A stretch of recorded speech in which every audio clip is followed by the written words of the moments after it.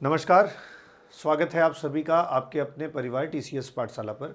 और आज ज्योग्राफी की ये 7वीं क्लास है, 7th लेक्चर है, जहाँ पर हम बात करने जा रहे हैं किसके बारे में, हिमालयन रेंजेस के बारे में।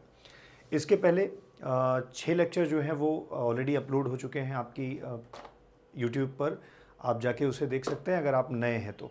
और अगर आप पिछले वीडियोस को देखे थे तो यहाँ से हम लोग कनेक्ट करके आगे बढ़ेंगे। पिछली क्लास में हम लोगों ने डिस्कस किया था हिमालय की कुछ विशेषताओं के बारे में, कुछ उसके फीचर्स के बारे में। आज हम लोग उन्हीं की रेंजेस को एक एक करके पढ़ेंगे, मतलब हम लोग ट्रांस हिमालय के बारे में पढ़ेंगे, हम लोग ग्रेट हिमालय या हिमाद्री के बारे में पढ़ेंगे, हम लोग मिडिल या लेसर हिमालय के बारे में पढ़ेंगे, हम लोग शिवालिक या आउटर हिमालय के बारे में पढ़ेंगे ना। इसके साथ ही साथ हम लोग थोड़ी डिस्कशन पे जाएंगे, जैसे सिंटेक्सिकल जो बेंड होता है वो क्या है, ठीक है, जहाँ से ब्रह्मपुत्रा ईस्टर्न साइड में भारत में एंटर करती है और उधर सिंधु रिवर जो है वो दक्षिण की ओर मुड़ती है ना। तो इन दोनों चर्चाओं पे आज बात होगी, इन दोनों विषयों पर चर्चा होगी। तो चलिए क्लास को स्टार्ट करते हैं। क्लासिफिकेशन अगर हिमालय का किया जाए, मतलब हिमालय की पर्वत श्रृंखलाओं के बारे में जब पढ़ा जाए, तो कल ही हम लोगों ने पढ़ा था हिमालय को हम लोग डिवाइड करते हैं किसमें, ट्रांस हिमालय में। और ट्रांस हिमालय के बाद हम लोग डिवीज़न किस में करते हैं, हम लोग डिवीज़न करते हैं ग्रेटर हिमालय। ग्रेटर हिमालय को ही क्या बोलते हैं हम लोग, हिमाद्री भी बोलते हैं। ग्रेटर हिमालय को ही हिमाद्री कहा जाता है। साथ में हम लोग फिर किसके बारे में, लेसर हिमालय के बारे में पढ़ते हैं, मतलब कि मिडिल या लेसर हिमालय इसको कहा जाता है। और शिवालिक या आउटर हिमालय कहते हैं नेक्स्ट वाले को। और पांचवे जो है जिसे आप ईस्टर्न हिल्स या पूर्वांचल की पहाड़ी कहते हैं। मतलब कि अगर इसको हम लोग थोड़ा सा ऐसे समझने की कोशिश करें कि ये जो पर्वत श्रृंखलाएं हैं, मतलब कि जैसे ये मान लीजिए ट्रांस हिमालय है, ये वाला ग्रेट हिमालय है, ये मिडिल या लेसर है, और ये शिवालिक हिमालय है। तो ये नॉर्थ से साउथ की ओर अगर देखा जाए तो इन्हें हम लोग पर्वत श्रेणियों में डिवाइड करते हैं। जबकि अगर इसके अलावा हम लोग देखें तो हम लोग रिवर्स के बेस पर भी अपने हिमालय को डिवाइड करते हैं ना। तो अभी ये जो सीरीज़ है इसके अकॉर्डिंग अगर हम लोग देखें तो ये 4 जो हिमालय हैं उन्हें हम लोग पढ़ेंगे। साथ में ईस्टर्न हिमालय, हालांकि वेस्टर्न हिमालयस के भी पार्ट हैं, लेकिन हम लोग ईस्टर्न जो अराकान योमा वाले पार्ट हैं जो म्यांमार के साथ हमारी सीमा बनाते हैं, उन्हें हम लोग पढ़ेंगे पूर्वांचल की पहाड़ी के नाम से। तो ये हिंदी में भी उसी का मैटर दिया गया है। तो ये एक तरह से कैसी पर्वतमाला है, समानांतर पर्वतमाला है, पैरेलल रेंज है। पैरेलल रेंज होने का मतलब क्या है, ये कुछ ऐसे जो है वो एक समानांतर पर्वत श्रृंखलाएं जो है वो पैरेलली क्या कहते हैं, वेस्ट से ईस्ट की तरफ फैली हुई हैं, ठीक है। अगर हम हिमालय के बारे में पढ़ें तो हिमालय जो है कुछ अर्धचंद्राकार की आकृति बनाता है। अर्धचंद्राकार या हाफ मून शेप्ड जो इसका एक्सटेंशन है, ये लगभग 2400 किलोमीटर जो है वो विस्तृत है। अगर हम लोग वेस्ट से बात करें, ईस्ट के बारे में, जैसे ही वेस्ट में देखेंगे तो यहाँ से एक सिंटेक्सिकल बेंड होता है और यहाँ से जो है एक बेंड होता है, और इस दोनों बेंड से जो है एक पर्वत कनेक्टेड है। जैसे इधर हम लोग बोलते हैं नंगा पर्वत, और इधर हम ईस्ट में बोलते हैं नामचा बारवा। तो ये जो नंगा पर्वत है जहाँ से घुमावदार पहाड़ी, मतलब कि दक्षिण की तरफ पहाड़ी तेजी से मुड़ी हुई है, यहीं से इंडस रिवर जो है वो दक्षिण की ओर आती है। और यहाँ से बात करें जो ये बेंड है, यहीं से ब्रह्मपुत्रा रिवर जो है वो अरुणाचल प्रदेश में प्रवेश करती है। तो वेस्ट साइड में भी हिमालय के क्या है, बेंड है, घुमाव है ये तेज, और उधर भी ईस्ट साइड में जो है वो घुमाव है। इसी बेंड को ही सिंटैक्सिकल बेंड कहा जाता है, ठीक है, यही बेंड। और यहाँ से इंडस रिवर कनेक्टेड होंगी, और यहाँ से कौन सी रिवर, ब्रह्मपुत्रा रिवर के बारे में बात करेंगे। अगर हम लोग देखें तो तिब्बत और गंगा के प्लेन के बीच में, तिब्बत की बात हो रही, मतलब कि हिमालय के नॉर्थ साइड में इधर तिब्बत हो गया।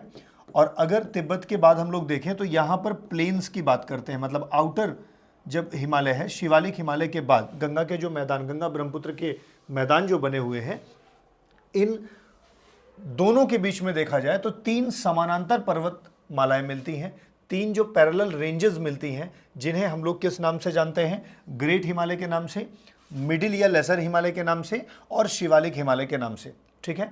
ये एक तरीके से अगर देखा जाए तो ये एक आर्क की तरह बने हुए हैं और एक लगभग 2400 किलोमीटर के डिस्टेंस में फैले हुए हैं। मतलब इनकी आकृति कुछ ऐसे है, ठीक है।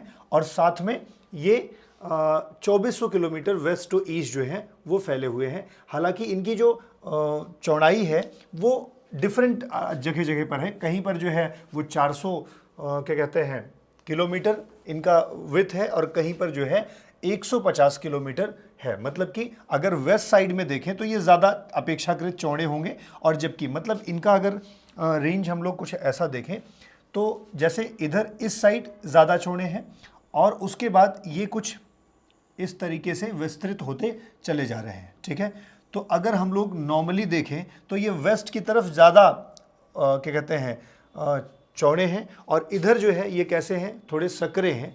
तो ये इधर का जो चौड़ाई है ये लगभग 400 किलोमीटर तक है, और अगर इधर देखें तो ये 150 किलोमीटर तक एवरेज, ऐसा मतलब इसकी विड्थ है। ये थोड़ा सा ध्यान रखेंगे। यही बात जो है यहाँ पे कही जा रही है, इसकी जो विड्थ है वो वेरी करती है 400 किलोमीटर से 150 किलोमीटर के बीच में। मतलब यहाँ पर सबसे कम सकरे हैं, फिर ऐसे वेस्ट साइड जैसे आते जाएंगे इनका जो चौड़ाई है वो बढ़ता चला जाएगा। ठीक है, इसी पूरे आकार को ही हम लोग किस आकार के रूप में देखते हैं कि ये जो है एक आर्क बनाता है। ठीक है, एक चाप बनाते हैं। ठीक है ना, तो ये बात थोड़ा सा ध्यान रखिएगा कैसा उनका शेप है। और अगर इस हिमालय वाली रेंज को ध्यान से देख रहे हो तो थोड़ा सा इसे और एक जगह पर समझने की आवश्यकता है। मतलब कि मैं आपको अगर इस जगह पर समझाऊं तो जैसे मान लीजिए कि ये 0 डिग्री है। अगर ये 0 डिग्री है, 0 डिग्री के बाद अगर मान लीजिए हिमालय को कुछ इस तरह से विस्तृत कर दिया जाए, 1 मिनट, 0 डिग्री कुछ ऊपर ही बन गई है। अगर हिमालय को कुछ इस तरीके से विस्तृत कर दिया जाए,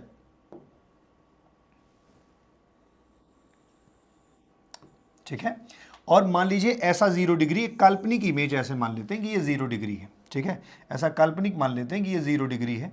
अगर ये 0 डिग्री है बच्चे, तो जब हम हाइट कंसीडर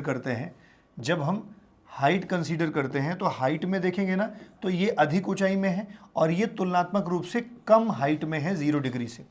और आप सभी लोग जानते हैं 0 डिग्री का मतलब वह एरिया है जहाँ पर क्या कहते हैं हमेशा तापमान उच्च रहता है, और ज़्यादा तापमान होगा, हाई टेम्परेचर होगा तो इवेपोरेशन ज़्यादा होगा तो वहाँ पे कंडेंसेशन की प्रक्रिया भी होगी, और वहाँ पे रेन भी खूब होगी ना, बारिश भी खूब होगी, क्योंकि तापमान होगा तो इवेपोरेशन होगा, फिर उसके बाद रेन भी होगी। ठीक है, जिसे आप प्रेसिपिटेशन बोलते हैं ना, वर्षा बोलते हैं।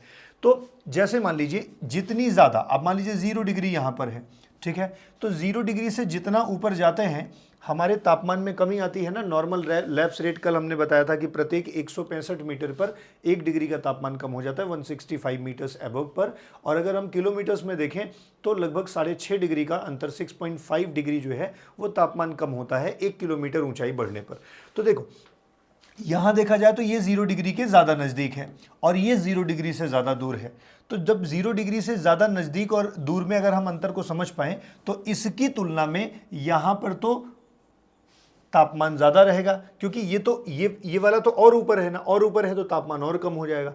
तो भैया जहाँ तापमान होगा वहाँ पर बारिश के भी प्रभाव रहेंगे, और बारिश होगी तो वहाँ वेजिटेशन भी ज़्यादा होगा। तो अगर कभी आपसे ऐसे भी पूछ लेता है कि ईस्टर्न हिमालयाज़ पर, मतलब जो ईस्टर्न पार्ट ऑफ हिमालयाज़ है यहाँ पर वेजिटेशन ज़्यादा है in comparison to western Himalayas की तुलना में, ये बिल्कुल सही है। ठीक है, क्योंकि आप खुद ही देख रहे हैं तापमान यहाँ पर बहुत कम होगा, बहुत कम तो बहुत कम वेजिटेशन होगा यहाँ पे उसकी तुलना में। हम नहीं कह रहे हैं कि भाई 0 डिग्री पर तो सबसे ज़्यादा होगा, लेकिन अगर हम इसकी तुलना में यहाँ पर देखें तो उसकी तुलना में ये तो और नीचे है, इसके नज़दीक है। तो जब इसके ये नज़दीक होगा तो यहाँ वेजिटेशन ज़्यादा होगा। अगर हम हिमालय पर ही तुलना करें कि कहाँ पर वनस्पतियाँ ज़्यादा होंगी या बायोडाइवर्सिटी कहाँ ज़्यादा होगी, तो बच्चे इधर ज़्यादा होगी और इधर कम होगी। कारण उसकी हाइट है। ठीक है, यहीं से एक प्रश्न और बनता है स्नो लाइन का। ठीक है, यहीं से एक प्रश्न बनता है स्नो लाइन का, थोड़ा सा उसे भी समझ लीजिए। अब अगर मान लीजिए ये आपकी 0 डिग्री है, ये आपका 0 डिग्री का लाइन है, और 0 डिग्री के लाइन में अगर हम लोग देखें तो यहां पर एक माउंटेन बना लेते हैं जो कि इतना ऊंचा है, और एक यहां पर माउंटेन बना लेते हैं जो कि लगभग बराबर ही ऊंचा है। अग्री? तो अब यहां पर देखेंगे तो भाई यहां पर तो तापमान यहां मिलेगा, यहां तापमान रहेगा।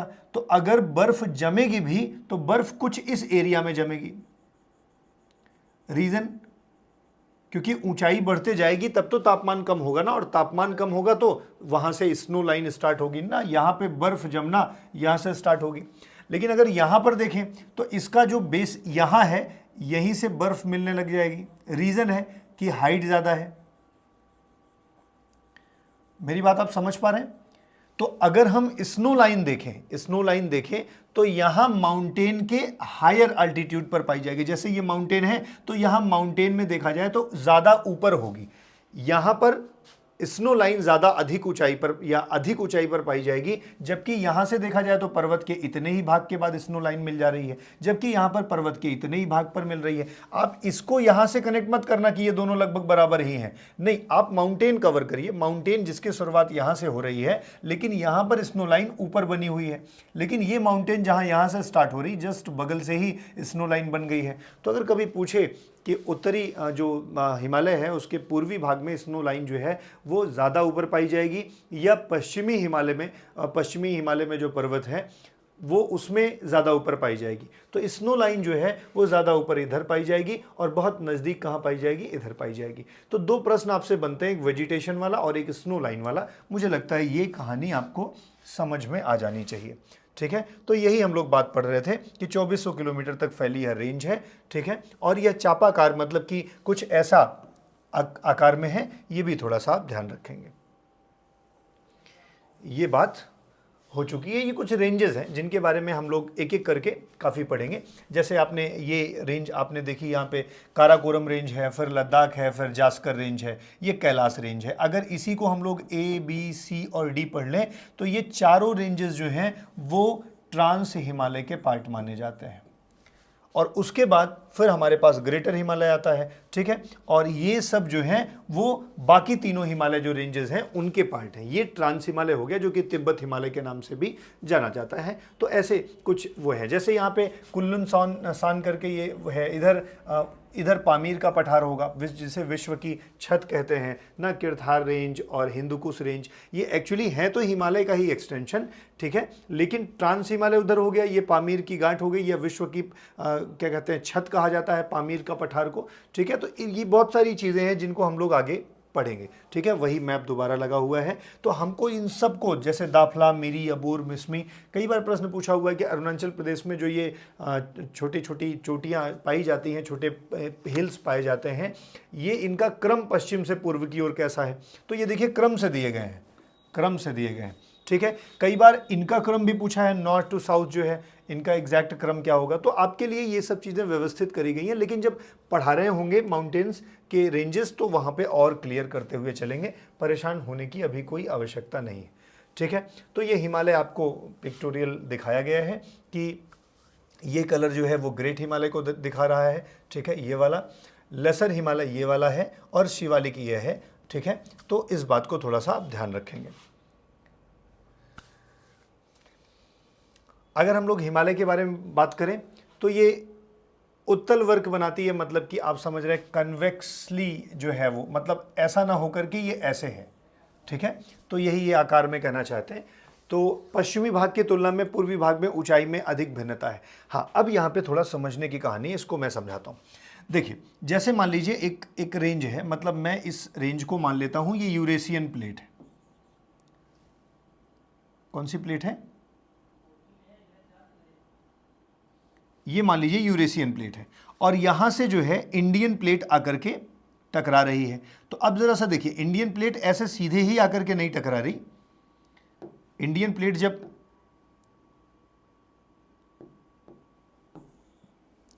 जब इधर आई है तो ये कुछ ऐसी मान्यता है कि ये कुछ ऐसे आकर के टकराती है। मतलब ये इंडियन प्लेट का पूरा हिस्सा अगर मान लिया जाए तो ये कुछ ऐसे आकर के टकराया हुआ है, ठीक है, जिसमें और भी देश हैं। ये इंडियन प्लेट मैंने बना रखी है। तो जिस समय इंडियन प्लेट इस तरह से आके टकराती है, मतलब ये 10 के 10 सीधे जैसे आज लगी हुई है ऐसे आकर के नहीं लगी थी, बल्कि ये थोड़ी सी तिरछी ऐसे आकर के जो है वो टकराती है। ये वाला हिस्सा दूर है, वर्तमान में तो ऐसा हो चुका है, लेकिन जिस समय इसका टक्कर हुआ है यूरेशिया की प्लेट से कुछ ऐसा हुआ है। और जिस समय इसका टकराव यहाँ पर हो रहा है उस समय ये जो प्लेट है इधर भी थोड़ा थोड़ा दबाव डालती है और इधर भी छोटे छोटे माउंटेन रेंजेस बनती हैं।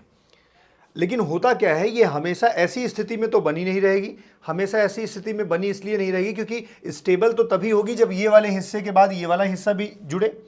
तो सर हुआ क्या समय के साथ, ये यहां से इस तरफ भागा, ये हिस्सा जब इधर गया, इसी को एक टर्म कहते हैं डोरसेट मैकेनिज्म। जैसे कोई चीज़ ऐसे थी और ये फिर इस तरह से बंद हो गई, डोर सट कर गया, मतलब डोर जो है वो बंद हो गया। तो डोरसेट मैकेनिज्म जब हुआ तो ये प्लेट जो इस तरह से थी, ये प्लेट आगे आकर के किस तरह से बनी, इस तरह से बनी, और ये यहां से टच कर गया। जिस समय ये डोरसेट मैकेनिज्म इस तरह से हुआ ना, उस समय इस वाले रीजन में बहुत तेजी से प्रेशर पड़ा होगा। तो जैसे रेंजेस यहां पर बनी थी और इधर तो कुछ ज्यादा ही टक्कर लगी है, तेजी से डोरसेट मैकेनिज्म हुआ है, तो इस तरफ की अगर चोटियां देखेंगे तो अपेक्षाकृत इनकी ऊंचाई में ज्यादा भिन्नता है। अगर हम लोग हिमालय रेंजेस को जब पढ़ रहे होंगे तो देखेंगे ना, ईस्टर्न साइड वो थोड़ा पतला बना हुआ है ना, वहां पे प्रेशर ज्यादा है। अच्छा, साथ में ऊंची चोटियां भी उस साइड मिलेंगी आपको ईस्टर्न हिमालयाज में। तो ये एक डोरसेट मैकेनिज्म आप याद रखिएगा, इस लाइन से समझ में आ जाएगी कि पश्चिमी भाग की तुलना में पूर्वी भाग में ऊंचाई में भिन्नता ज्यादा पाई जाती है, ठीक है ना। तो जहां पे ज्यादा प्रेशर पड़ा वहां पे ऊंचाई ज्यादा है पहाड़ियों की, जहां पे बहुत अधिक प्रेशर नहीं पड़ा वहां पे ऊंचाई जो है वो कम है। तो ये एक थोड़ा सा स्टेटमेंट के रूप में अगर पूछे तो याद रखिएगा, ठीक है। तो ये कुछ रेंजेस हैं जो आप देख रहे हैं। जैसे हम लोगों ने अभी पढ़ा था ग्रेटर हिमालय या मिडिल हिमालय, तो वैसे ही ट्रांस हिमालय अगर हम लोग देखें तो एक काराकोरम रेंज आपको दिख रही होगी, एक जास्कर और कैलाश, और साथ में लद्दाख रेंज दिखेगी, ठीक है। तो ये आपके समझने के लिए जो है वो हिमालय का एक मतलब भारत का मैप आपके लिए रखा गया है। आप चाहे यहाँ से भी देख सकते हैं, ये कलर काराकोरम को शो कर रहा है, ये वेस्टर्न हिमालय को शो कर रहा है, ये सेंट्रल हिमालय को शो कर रहा है, ये ईस्टर्न हिमालय को शो कर रहा है।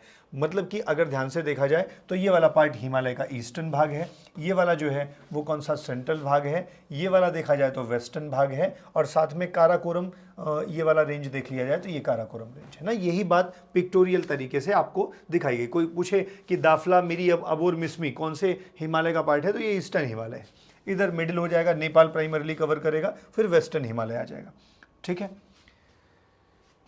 ये आपके लिए चाहे तो आप इसे पढ़ सकते हैं, हिमालय का कौन सा भाग जो है वो किस दिशा में फैला हुआ है, ठीक है। जैसे दार्जिलिंग और सिक्किम का क्षेत्र, अरुणाचल प्रदेश का क्षेत्र, तो ये रीजन है, ये जगह है, और वहाँ पर हिमालय की दिशा कैसी है, स्थिति कैसी है, वो चाहे तो आप देख सकते हैं। आपको अगर ये पीडीएफ चाहिए तो आप इस पीडीएफ को पाने के लिए आप 91 25 30 30 91 करके नंबर है जो पीडीएफ लास्ट में इस क्लास में दिखाया जाएगा, आप उस वहाँ पर बात करके या टेलीग्राम के माध्यम से इसे पा सकते हैं। उनसे आप संपर्क कर सकते हैं, टीम आपको जैसा होगा बता देगी।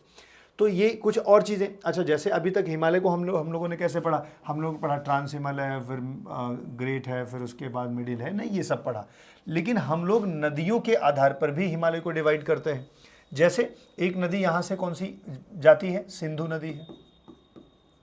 फिर उसके बाद आपको यहाँ से एक नदी मिलती है जिसका नाम है सतलज रिवर।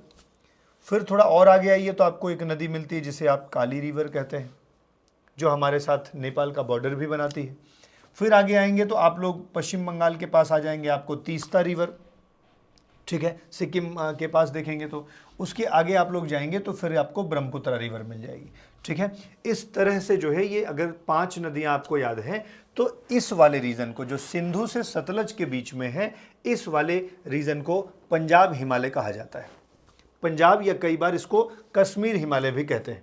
तो पंजाब या कश्मीर हिमालय किस 2 नदियों के बीच का क्षेत्र है, तो सिंधु नदी और साथ में कौन सी नदी, सतलज। सिंधु और सतलज के बीच का जो हिमालय है, एक्सटेंशन है, वो किस हिमालय के नाम से जाना जाता है, पंजाब या कश्मीर हिमालय। ऐसे ही सतलज के बाद काली रिवर आती है, तो ये वाला जो रीजन है, ये वाला रीजन जो है वो कुमायूं हिमालय के नाम से जाना जाता है, ठीक है। अगर हम लोग बात करें ये वाला रीजन जो है, तो मैंने कहा था प्राइमरली नेपाल है, तो नेपाल हिमालय के नाम से हम इसको जानते हैं। और अगर देखें तीस्ता के बाद ब्रह्मपुत्रा तक, तो ये आसाम हिमालय के नाम से जाना जाता है। तो अगर हम जैसे महान हिमालय या मध्य हिमालय या शिवालिक हिमालय पढ़ते हैं, पैरेलल नॉर्थ टू साउथ जब डिवाइड करते हैं, तो जब ईस्ट टू वेस्ट रिवर्स के आधार पर डिवाइड करें ना, तो रिवर्स के आधार पर डिवीजन इसका कैसा हो जाता है, सिंधु से लेकर सतलज तक को पंजाब या कश्मीर हिमालय बोलते हैं, और सतलज से काली तक को हम कुमायूं बोलते हैं, और काली से जो है वो तीस्ता तक को हम क्या बोलते हैं, नेपाल, और फिर आगे उसके असम हिमालय के नाम से जाना जाता है। मतलब रिवर्स के आधार पर भी इनको डिवाइड कर सकते हैं, रेंजेस के आधार पर भी डिवाइड कर सकते हैं, और ईस्टर्न वेस्टर्न, ठीक है, और सेंट्रल हिमालय, आप ऐसे भी इसको डिवाइड कर सकते हैं। तो मुझे लगता है हिमालय क्षेत्र को आसानी से आप डिवाइड करके चीज़ें समझ सकते हैं। ठीक है, अगर हम लोग हिमालय के बारे में थोड़ा और पढ़ें तो ये जो पर्वतमालाएं हैं ना, इनमें कई तहें हैं, कई लेयर्स हैं। ठीक है, और यहाँ पे जो है उनके जो घुमाव हुए हैं, मतलब जो जब फोल्ड हो रहा था तो फोल्ड होते समय फोल्ड कई प्रकार के हैं ना। कई बार एक समानांतर फोल्ड होता है, मतलब जितना इधर एक्सटेंडेड उतना इधर एक्सटेंडेड। कई बार क्या होता है कि ये इधर तो ज़्यादा एक्सटेंडेड लेकिन इधर बहुत कम एक्सटेंडेड। कई बार क्या होता है फोल्ड कुछ ऐसा हो जाता है। ठीक है, तो ये डिफरेंट फोल्ड के टाइप हैं जिनको आप इमेज से समझ सकते हैं। मतलब ऐसे समझिए, जैसे देखिए ये जब फोल्ड हुआ तो ये इधर और इधर के बीच का जो डिफरेंस है लगभग बराबर है, तो हम इसी को बोलते हैं कि ये जो है कैसा फोल्ड है, सिमेट्रिकल फोल्ड है। और अगर सिमेट्रिकल ना रहे, मतलब दोनों का बराबर डिस्टेंस ना रहे, तो आप देखेंगे इधर को ज्यादा एक्सटेंड किया होगा और इधर थोड़ा सा कम हो जाएगा। तो इसी को क्या बोलते हैं, असिमेट्रिकल है। जो वलय है वो कैसा है, असिमेट्रिकल है। ठीक है, ऐसे ही अगर हम लोग देखें तो ये वाला देखिए, ये वाला एक दूसरे के ऊपर ही फोल्ड हो गया है, मतलब कुछ ऐसी आकृति बन रही है, इसी को ओवरफोल्ड कहते हैं। ठीक है, ऐसे ही ओवरफोल्ड जब बहुत अधिक हो गया है तो ये क्या हो गया है, रिकम्बेंट फोल्ड हो गया। तो मतलब टाइप्स ऑफ फोल्ड वैसे डायरेक्ट इनसे क्वेश्चन नहीं बनते, लेकिन फिर भी आप इमेज के माध्यम से देख सकते हैं कि अगर कभी सिमेट्रिकल फोल्ड, असिमेट्रिकल फोल्ड या ओवरफोल्ड की बात की जाए तो आपके दिमाग में इमेज बने कि अच्छा ऐसी बात हो रही थी। सिमेट्रिकल का मतलब है एक निश्चित अंतर पर, और ये असिमेट्रिकल का मतलब है जो सिमेट्रिकल नहीं है। ओवरफोल्ड का मतलब है ज़्यादा ही मुड़ गया है, और फिर इसको हम लोग रिकम्बेंट फोल्ड कहते हैं। ठीक है, अच्छा इसी स्ट्रक्चर से कुछ और चीज़ें बनती हैं, जैसे ये इस तरह से अगर कोई आकृति ऊपर की ओर उठी है तो इसी को बोलते हैं एंटीक्लाइन हुआ है। और एंटीक्लाइन जब होता है तो किसका निर्माण होता है, हिल्स का निर्माण होता है। लेकिन अगर देखिए जस्ट इसी का ऑपोजिट है, ये नीचे की ओर बना हुआ है, इसे हम लोग बोलते हैं सिंकलाइन, और इससे वैलीज का निर्माण होता है। कई बार आपने सुना होगा कश्मीर में वी शेप्ड वैलीज पाई जाती हैं। आप इनका आकार देखिए, ये वी शेप्ड वैलीज हैं। ठीक है, जो किसकी वजह से, सिंकलाइन की वजह से बनती हैं। तो एंटीक्लाइन हो गया, सिंकलाइन हो गया, या सिमेट्रिकल फोल्ड हो गया, या असिमेट्रिकल फोल्ड हो गया। अब ये शब्द आपसे थोड़े से जाने पहचाने आपको लग रहे होंगे। ठीक है, तो ये यहाँ पे भी उदाहरण दिया, एंटीक्लाइन है तो हिल्स का निर्माण होगा, सिंकलाइन होगा मतलब वैलीज का निर्माण होगा। ठीक है, तो इस तरीके से मुझे लगता है चीज़ें आपको समझ में आई होंगी किस तरीके से जो है वो फोल्डिंग होती है। अच्छा एक बात और ध्यान रखेंगे कि कई बार क्या होता है, ऐसे कोई पर्वत श्रृंखला जा रही है और अचानक से इस तरह से बेंड कर जाती है। ठीक है, तो इस तरीके से जो है वो बेंड कर जाती है। तो ऐसा अपने हिमालय में भी है, दो तरफ से बेंडिंग है, एक तो इस तरफ से ब्रह्मपुत्रा के लिए और इधर से इंडस के लिए ना। चलिए, माउंट एवरेस्ट पर चढ़ना उत्तरी दिशा में कम चुनौतीपूर्ण है। मतलब अगर हम लोग माउंट एवरेस्ट को देखें तो माउंट एवरेस्ट में स्टीप स्लोप से इधर दक्षिण की तरफ, मतलब भारत के साइड में ना हिमालय एकदम सीधी चढ़ाई है, स्टीप स्लोप है, मतलब इधर से हिमालय पर चढ़ना बहुत कठिन है। लेकिन अगर चाइना की तरफ से चढ़ा जाए तो उसकी स्लोप बहुत ढलान जो है वो नॉर्मल है, मतलब आसानी से चाइना की तरफ से चढ़ा जा सकता है। लेकिन एक्चुअली चाइना ने उस पर चढ़ने के लिए प्रतिबंध लगा रखा है तिब्बत की तरफ से। तो इसलिए अभी भी जो लोग जाते हैं वो नेपाल वाले इलाके से होकर के हिमालय पर चढ़ते हैं। तो कभी अगर पूछ ले कि हिमालय जो है वो नॉर्थ साइड स्टीप स्लोप है या साउथ साइड, तो अगर ये हिमालय है बच्चे तो इस तरफ नॉर्थ है, इस तरफ साउथ है। तो साउथ की तरफ जो है वो आपका इंडिया है ना, ऐसे मान ली फैला हुआ है, ये नॉर्थ है ये साउथ है। तो इधर स्टीप है, बहुत सीधी चढ़ाई है, और इधर ढाल मतलब ठीक ठाक है, आराम से जा सकते हैं। यही बात लिखा हुआ है, माउंट एवरेस्ट पर चढ़ना उत्तरी दिशा से कम चुनौतीपूर्ण है, मतलब कि तिब्बत वाले रीजन से। हालांकि इस पर चाइना ने प्रतिबंध लगा रखा है, लेकिन दक्षिणी ढालों से अगर चलेंगे तो क्या हो जाएगा, बहुत ज़्यादा चुनौतीपूर्ण है। लेकिन अगर आप चाइना जाने नहीं देगा आपको उत्तर की तरफ से, तो आपके पास ऑप्शन बचा ही एक कि पर्वतारोही अक्सर किधर से जाते हैं, दक्षिणी ढलानों से जाने की कोशिश करते हैं। ठीक है, ये देखिए अगर हम लोग देखें नॉर्थ एंड साउथ, ऐसे मान लीजिए एक हिमालय है और उसका जो सदर्न पोर्शन है, मतलब जो इंडिया की तरफ है ना, वो बहुत मतलब डेंजरस भी है और उधर से चढ़ना बहुत आसान नहीं है ना, स्टीप स्लोप से एकदम ऐसी चढ़ाई है। ठीक है, तो कोई व्यक्ति कैसे ही चढ़ पाएगा उस पर। जबकि अगर हम लोग देखें किसकी तरफ, अगर कुछ ऐसा समझिए, मैं ऐसे बना देता हूँ, मान लीजिए ये है और फिर इधर ऐसे बना दीजिए।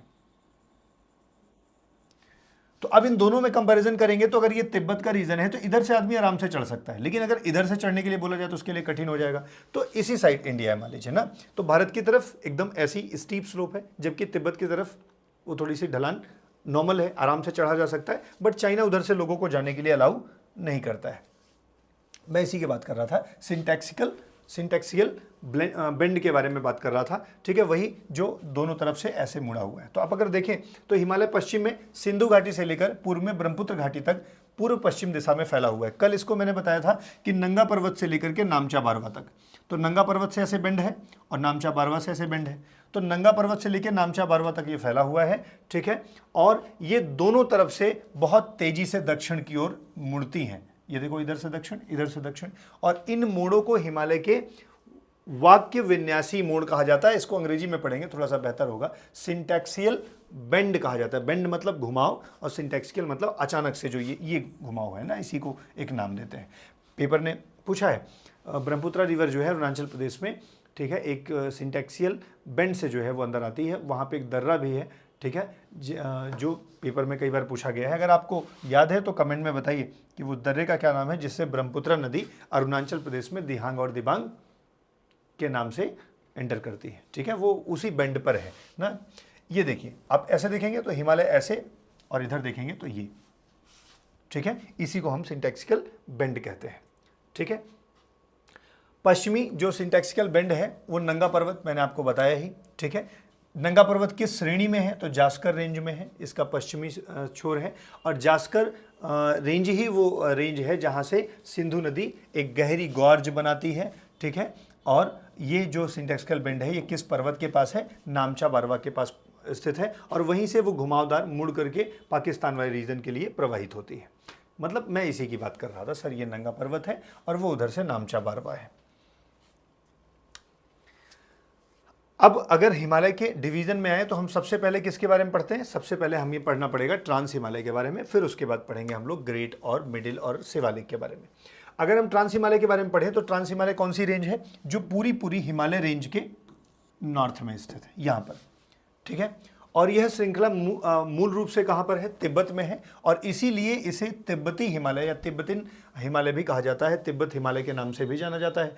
ट्रांस हिमालय मतलब हिमालय के उस पार, ट्रांस का मतलब क्या होता है, पार, तो हिमालय के उस पार जो है जो पर्वत श्रृंखलाएं हैं वो जो कि फोल्ड हुई थी उसे हम ट्रांस हिमालय कहते हैं, ठीक है।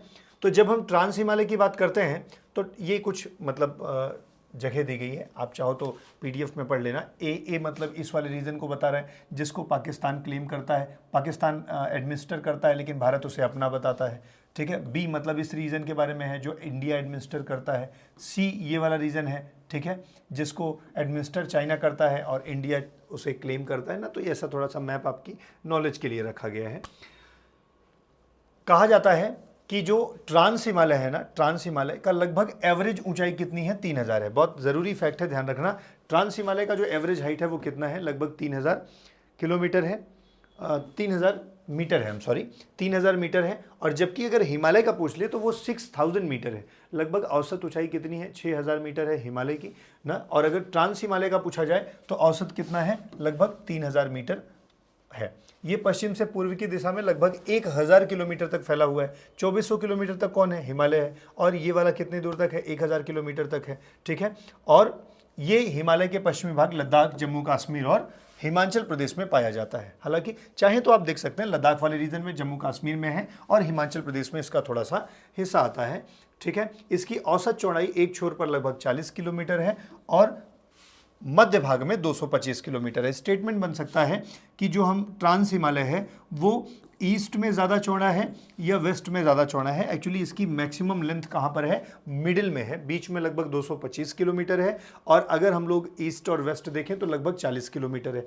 जबकि अभी आपने हिमालय के बारे में क्या फैक्ट पढ़ा था कि इधर लगभग 400 किलोमीटर है और इधर जाते जाते कितना किलोमीटर है, 150 किलोमीटर है ना। ये सब फैक्ट है, याद रखिएगा। ट्रांस वर्सेस हिमालय में आप कई बार कन्फ्यूज़ होकर गलत करके चले आएंगे, ठीक है।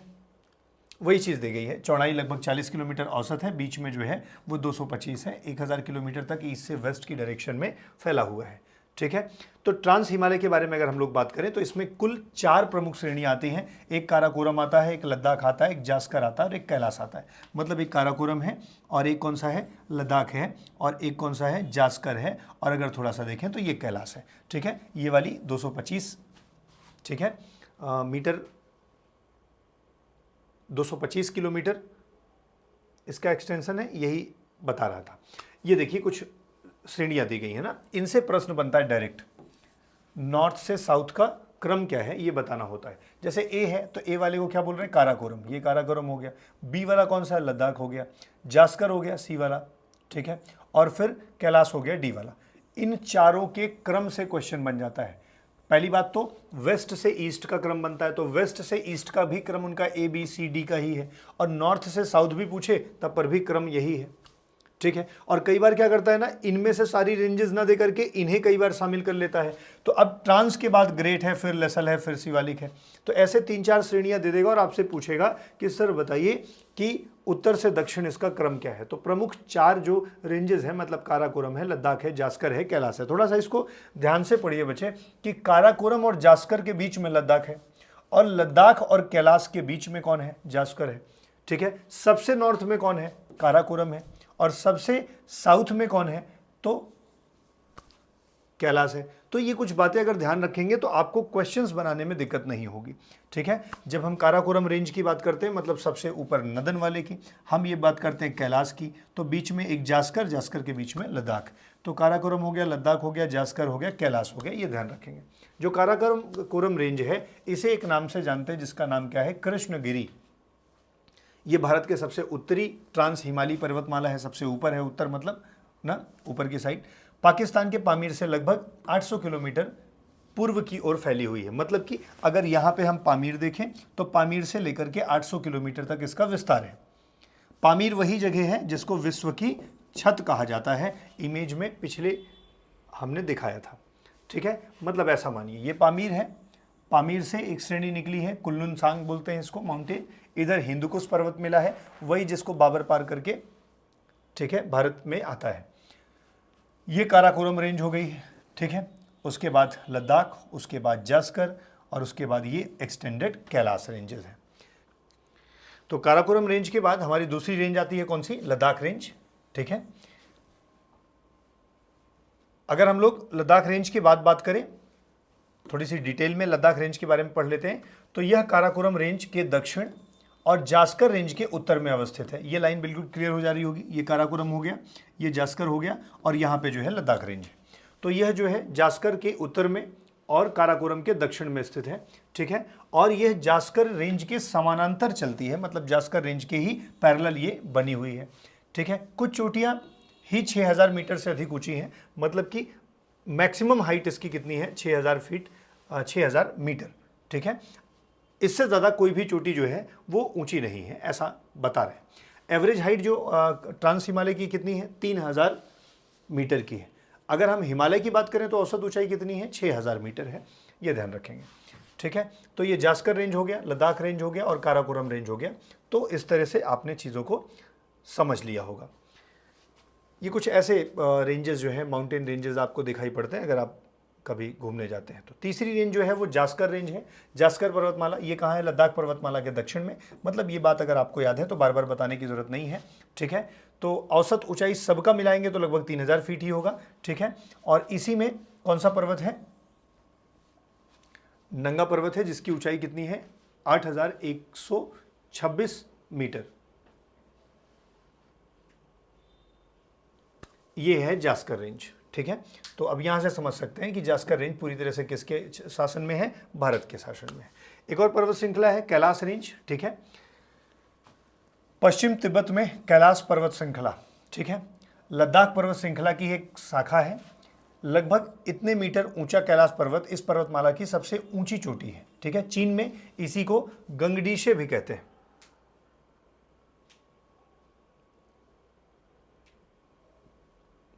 कैलाश वैसे पर्वत आस्था का भी बहुत बड़ा केंद्र है भारतीयों के लिए। बहुत से लोग जो है यहाँ पर जाते हैं, कैलाश मानसरोवर की यात्रा में जाते हैं। ठीक है, और वहीं पर एक बहुत तालाब, मानसरोवर जो है जिसे बहुत पवित्र तालाब माना जाता है। ठीक है, तो कैलाश की यात्रा आप, मुझे लगता है कि आस्था से संबंधित है, और इसी को लेकर के, रास्ते को लेकर के कई बार नेपाल भारत से विवाद की स्थिति में भी रहता है, क्योंकि वहीं पर जो लिपुलेख दर्रा है, उसी लिपुलेख दर्रा से यात्री होकर के जाते हैं। और लिपुलेख दर्रा जो है वो काली रिवर से के पास में है, और कई बार चाइना के प्रभाव में आकर के नेपाल नया मैप जारी करके उस दर्रे को अपने रीजन पे दिखा देता है, और ये विवाद का विषय बना हुआ है। ठीक है, सिंधु नदी जो निकलती है ना, वो मानसरोवर झील से ही निकलती है।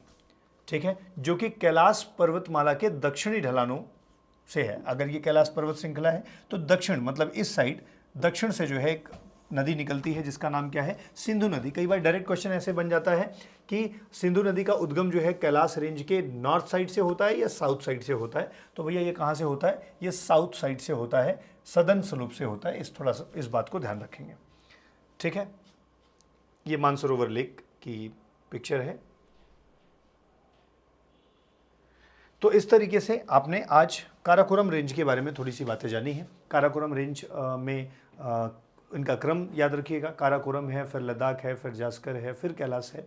ठीक है, उसके ऊपर सबसे ऊपर नदन में पामीर है, पामीर से जुड़ा हुआ इधर हिंदकुश पर्वत है, कुल्लुन पर्वत है ना। इन सब बातों को थोड़ा सा ध्यान रखेंगे।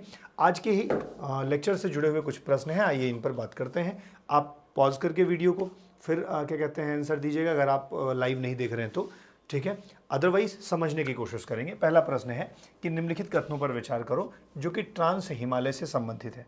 तो ट्रांस हिमालय से संबंधित कुछ कथनों पर विचार करने की बात हो रही है। नंबर 1 कह रहा है कि ट्रांस हिमालय जो है लाई करता है, मतलब अवस्थित है immediately to the north of great Himalaya. Great Himalaya के नॉर्थ में है, तो भाई ग्रेट हिमालय के नॉर्थ में है ट्रांस हिमालय, बिल्कुल सही बात है। ठीक है, the trans Himalayas are located primarily in the eastern part of the Himalayas. अब देखो ये हिमालय का पार्ट है तो ये ईस्टर्न पार्ट है, तो क्या trans Himalaya primarily eastern part में है क्या? नहीं नहीं, प्राइमरली वो वेस्टर्न पार्ट में है। ठीक है, वेस्टर्न पार्ट में है, तो दूसरा स्टेटमेंट गलत हो जाएगा। तीसरा, the Zanskar range is a part of trans Himalaya, बिल्कुल ट्रांस हिमालय का पार्ट है। तीसरा भी सही है। पता क्या करना है, कौन सा करेक्ट है? 1 और 3 सही उत्तर हो जाएगा, 1 और 3। क्वेश्चन नंबर फर्स्ट का जो आंसर है वो बी हो जाएगा।